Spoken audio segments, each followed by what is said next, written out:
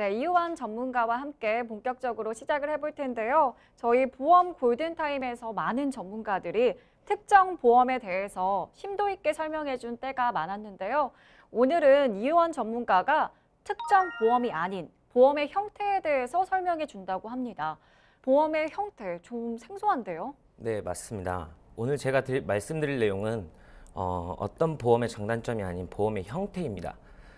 같은 보험이라고 해도 설계를 어떻게 하냐에 따라 보장 금액, 보험료, 보험 기간 등 차이가 날 수 있는데요.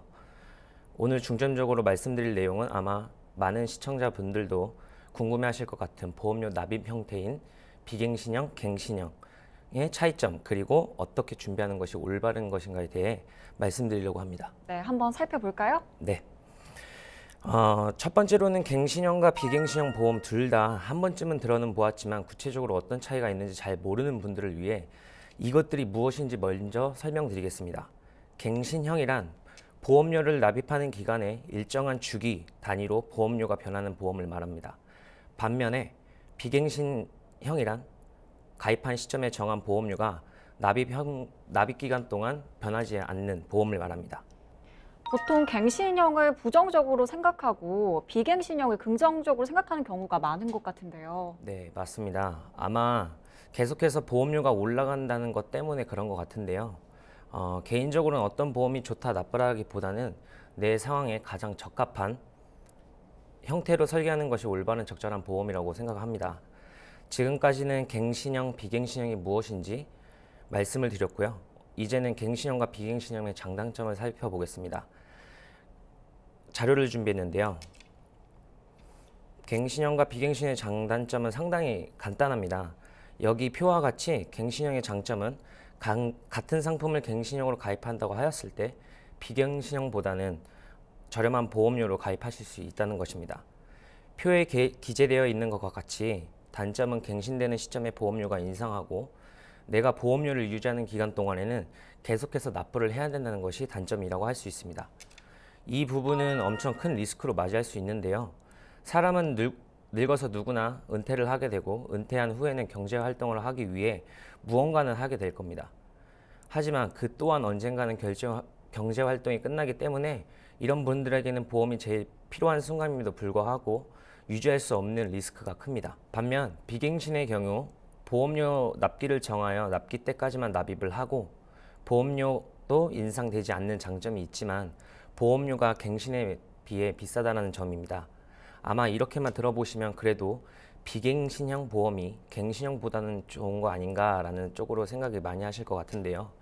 예를 들어 30세 남성이 암 진단비 2천만 원 받기 위해서 보험을 가입하였다고 가정했을 때 갱신형은 900원, 비갱신형은 2만 500원입니다.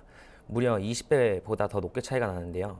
아나운서님, 혹시 같은 상품을 20배 차이가 난다고 했었을 때 그거를 사시겠어요?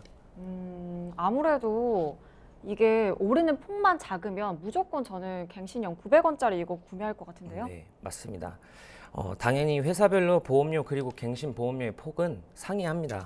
지금은 단순히 암 진단비 하나로만 예를 들었지만 만약 보험 안에 암 진단비를 포함한 나머지 진단비와 수술비, 입원비, 후유장애, 그리고 사망보험금 모두를 갱신형, 비갱신형으로 나누어 준비한다고 가정한다면 같은 보장임에도 불구하고 아마 가격 차이는 많이 날 것 같습니다. 만약 누군가는 보험에 대한 필요성이 절실해서 큰 보장을 받고 싶은데 경제적인 여유가 없어 납부에 제한이 있다고 한다면 전 갱신형도 보험을 준비하는 데 있어 하나의 좋은 선택사항이 될 수 있다고 생각합니다.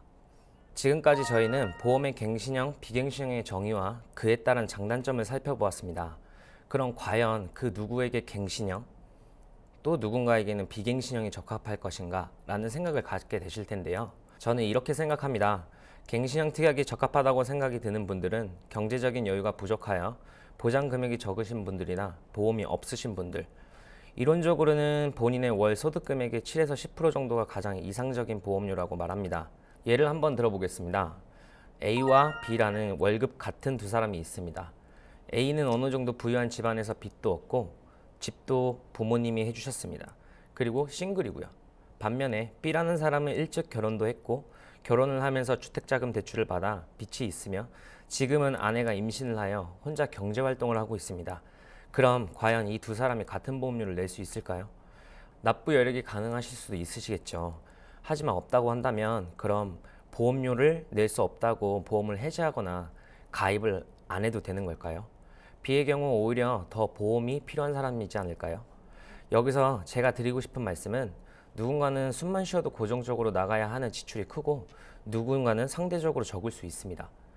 그럼 그 두 분이 과연 같은 보험료 혹은 근로소득의 7에서 10% 정도 납부가 가능하실까요? 가능하실 수도 있고 아닐 수도 있습니다. 없다면 보험료가 상대적으로 작은 갱신형 상품을 권유드립니다.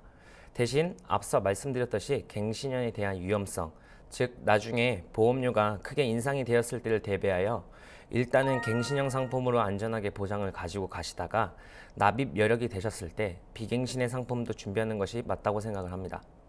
다음으로는 연세가 많으신 분들인데요.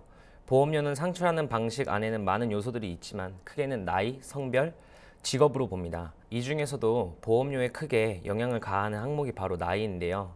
나이가 많으면 많아질수록 당연히 질병에 대한 노출이 높아지기 때문에 같은 보험 상품의 가입, 보장 금액을 가입하더라도 나이가 많으신 분이 훨씬 보험료가 비싸지기 마련입니다. 이런 분들 또한 갱신형 상품으로 알아보는 것이 가장 경제적으로는 부담이 덜 느껴지실 겁니다. 단 갱신형에는 여러 가지 종류들이 있는데 그 중에서 내가 납입할 수 있는 보험료 안에서 가장 갱신 주기가 긴 것들로 추천을 드리겠습니다. 반면에 비갱신 특약으로 권유드릴 분들은 나이가 어리신 분들입니다. 무조건 비갱신으로만 준비를 해라 라고 말씀드리는 부분은 아니지만 비교적 나이가 어리시면 비갱신으로 하셔도 금액대가 연세 있으신 분들보다는 확실히 저렴한 가격의 보장을 가져가실 수 있으십니다. 하지만 나이가 어리시다는 건 그만큼 사회 경험이 부족하기 때문에 월 소득 금액 자체가 비교적 낮을 수 있는데요. 이런 분들은 갱신형과 비갱신형의 고루 가져가셔서 갱신의 비갱신의 장점을 모두 챙기시기 바라겠습니다. 네, 이호환 전문가와 함께 갱신형, 비갱신형 보험에 대해서 살펴봤습니다. 장단점에 대해서도 알아봤는데요. 아무래도 사람마다 상황이 다 다르다 보니까 크게 두 가지. 경제적 상황과 나이에 따라서 다르게 가입할 수 있다는 걸 알게 됐습니다. 방송을 시청하시다가 궁금한 점이 있으시거나 전문가와의 상담 원하신다면 022128-8505, 022128-8505번으로 전화나 문자 남겨주시기 바랍니다.